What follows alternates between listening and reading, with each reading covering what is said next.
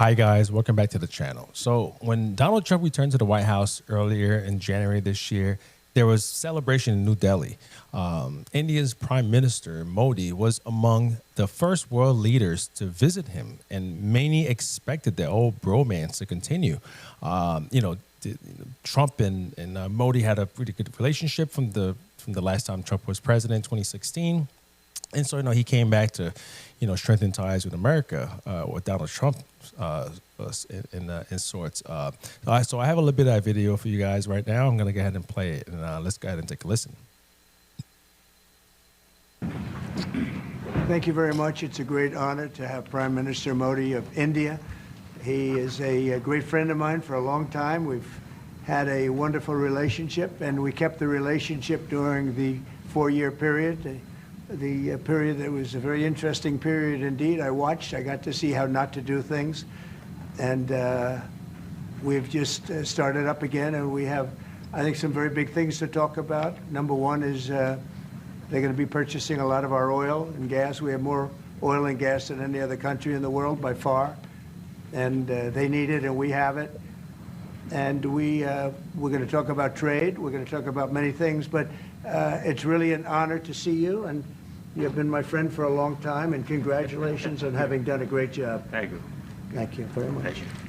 All right, so he called Modi, a great friend, that he's doing a great job, and, they want to do more business together. But just 6 months later from that conversation, that friendship has turned into one of the biggest trade fights between America and India in decades.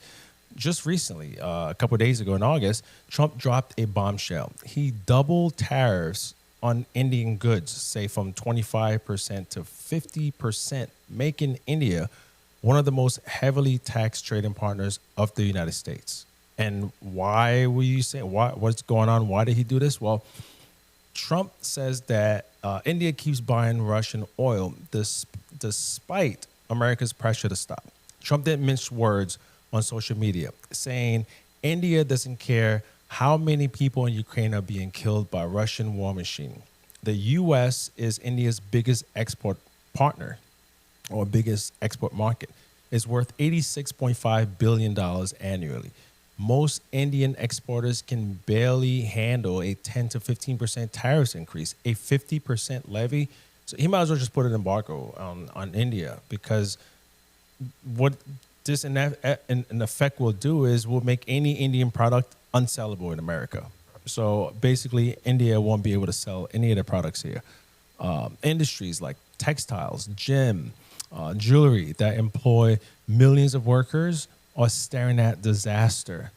Trump hasn't just stuck to just official statements. He's on social media, and he's been hammering India on his True Social platform almost daily. In one post, he accused India of buying massive amounts of Russian oil and then selling it for big profits while Ukraine suffers. His deputy chief of staff, Stephen Miller just recently went on with Maria Bartiromo from Fox News, and basically they were discussing India, and his tone wasn't much better neither. I have a little bit of that video. I have a bit of the conversation that she had with him, and I want to go ahead and play some of that for you guys. And it's just been antagonistic, and it's just been hammering India, and I don't get it. I'll be honest with you, and. But this is not going to, in my opinion, I don't think this is going to work out too well for us. So let's go ahead and take a listen to that conversation that he had with her.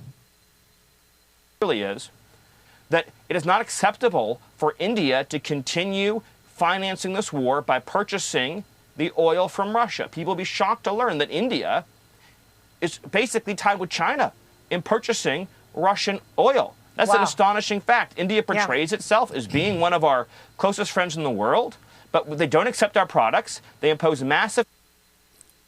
So I just want to comment on that. So he says the world will be shocked to find out that India is buying all this oil from Russia. I mean, anybody who's been paying attention to this, anybody who's been paying attention to the news, anybody who knows, actually they know that India has been buying Russian oil out in the open. I mean, the previous administration the Joe Biden administration has actually praised India for buying Russian oil. Why would they do that? Well, the problem is if India stopped buying cheap Russian oil and competes with Europe for the same supplies, so whatever little supplies is left, India has 1.6 billion people.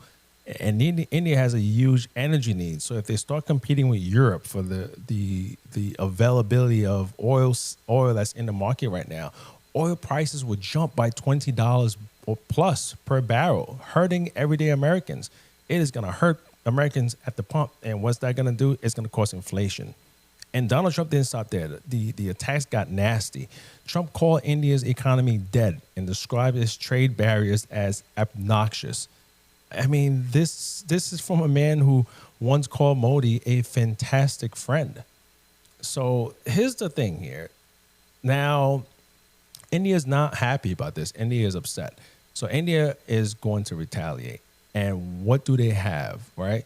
What cause does India have to play? So despite all this pressure, despite whatever Trump is doing, India isn't folding, okay? Now, here's what India has up its sleeve.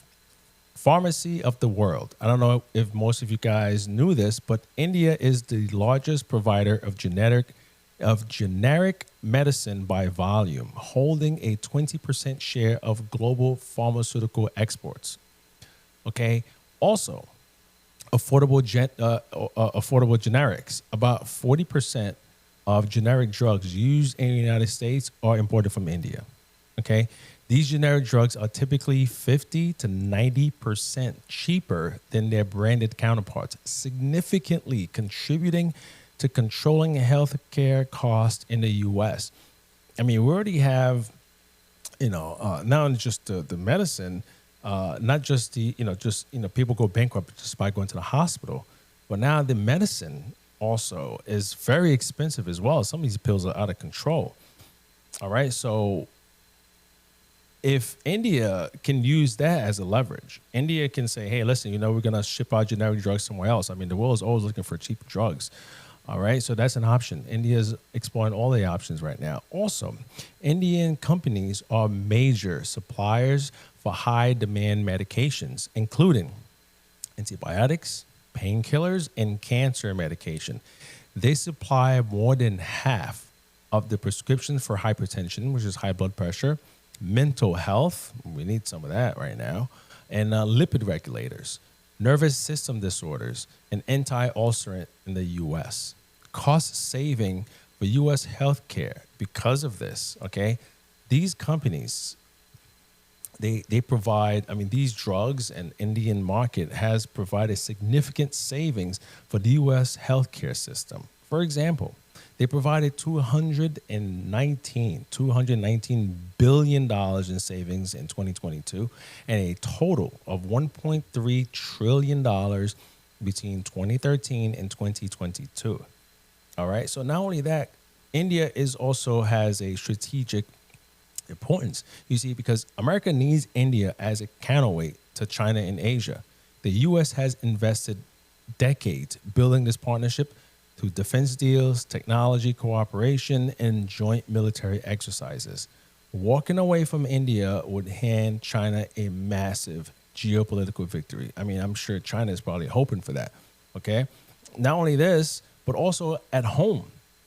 India's political system is very divided, okay? The parties, for the first time, are uniting. Even opposition leaders like Rahul Gandhi called Trump's tariffs economic blackmail, giving Modi political cover to stand firm. Okay, so what the hell? Why did we do this? What is going on, right? So it's like, is anybody advising this administration? It seems like this policy, I'm thinking maybe this is Trump's way of maybe doing his deal. Maybe this is part of the art of the deal. But maybe when the deadline comes close, Trump is going to, maybe he'll call Modi and they'll figure something out, but I don't know how this is going to benefit the U.S. But here's the thing. Modi's playing a clever diplomatic game, okay? Because as Trump ramped up pressure, India announced that Modi will visit China for the first time in 7 years for a regional summit on August 31st. He is also sending his national security advisor to Russia, and Putin is expected to visit India soon. So Putin has not visited India for a while. I think since the war started in Ukraine, Putin has not stepped foot in India. But now after this, he sure will. The message, the message that India is sending to the U.S. or to Donald Trump is clear. To push India too far, and it might cozy up more to China and Russia. This is exactly what America does not want: a closer alliance between its three biggest strategic rivals. One area where India has actually, and this is what is driving, I don't understand. One area. So I recently I talked about BRICS and all that stuff. I did a video on that. So one area in this whole BRICS thing. So Brazil and India, which is part of the BRICS, which makes up the BRICS countries, which is Brazil, Russia, India, China, South Africa. The two countries were considered, Brazil and India were considered weak links in this whole BRICS, I guess, alliance, whatever you want to call it, but it wasn't really an alliance, So India has actually sided with America on the BRICS currency. Russia and China wanted to push for an alternative to the U.S. dollar, and India has firmly said no, they're not going to do that. India's external minister, his name is Jay Shankar, made it clear that undermining the U.S. currency is not part of India's economic or strategic policy. India does not want to challenge the U.S. dollar. They do not want to cause friction with Washington. But now, after this, India is like, okay, well, we're going to take a trip to China. I mean, what can they be discussing?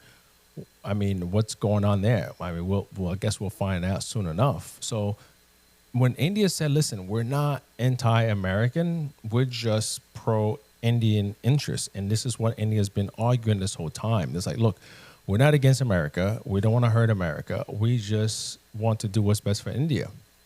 All right. So the relationship between India and the U.S. is at a crossroad. Trump seems to believe that he can bully India into submission, but he may be misreading the situation. Indian stock market barely flinched when the tariffs were announced, suggesting confidence that this is just a negotiating theater. The 21-day window, India has until the 20th. So Trump gave India 21 days, 21-day tariffs. So basically on the 27th, until this trade kicks in. All right. So I guess this period of time, this 21 days, why 21 days? Why not 5? Why not immediately? Whatever. Now, this little bit of time give both sides a little bit of time to cut a deal. But Trump already said today that he doesn't want to talk to India when he was asked by a reporter. So I don't know. And who knows? So Trump's just also sent a special envoy to meet Putin in Moscow. So currently right now, the special envoy is in Moscow meeting Putin right as the tariffs were announced. So maybe what I'm thinking, if Trump get any movement, if they get, Putin to cease fire or to agree to something, maybe he might ease some of that tariffs on India. He might use that as say, hey, okay, India, we just reached a peace deal with Russia. Okay, we're not going to tariff you 50% anymore. So maybe that might be a strategy. I don't know. Also, too, here's the other thing Trump has been doing. He's been cozying up to Pakistan, even hosting their army chief at the White House. So we all know that India and Pakistan, they've always had problems with each other. India and Pakistan do not like each other. And they're also two countries that are nuclear-powered countries. There are two nuclear powers. And just recently just had a quick war that ended in a truce. And what does Trump do? Trump is inviting Pakistan army chief to the White House. I mean, whenever that happens, that's always going to catch India's attention. Why is he doing this? So I don't understand, because Pakistani economy is in shambles.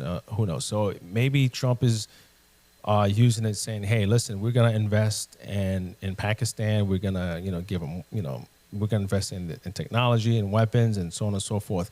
I mean, this Pakistani army chief also suggests nominate Trump for Nobel Peace Prize. So I don't know. I don't know what the strategy is with that one. But here's the key red line. Here's India's red line. India would more than likely never abandon Russia. Right? I mean, India has been partners for decades. Okay, they've been cooperating with defenses and energy. Who knows? Maybe, at this point here, India is so upset. I don't know what maybe if they're given face to finding an alternative. I mean, I don't know how this is going to play out.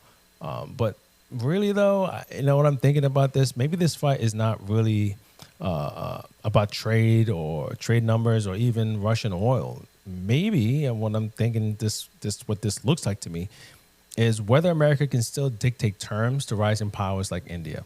Trump sees India's defiance as a challenge to America's authority.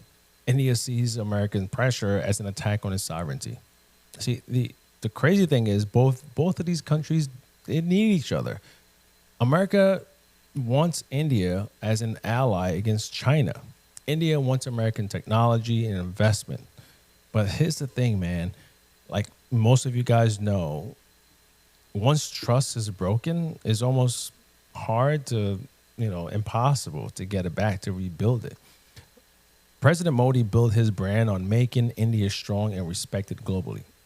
Backing down to American threats would damage that image at home. So he can't have that. So he can't back down. Trump also built his brand on winning. And being seen to lose to India would hurt him politically.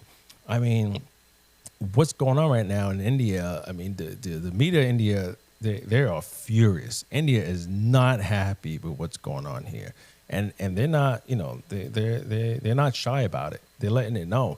I'm gonna play a quick video for you guys to show you what Indian media, what they're saying in New Delhi, and what they think about this tariff war, and what they think about it, and their sentiment about this. So India is not happy. So this is what their news media and the news outlets are playing currently.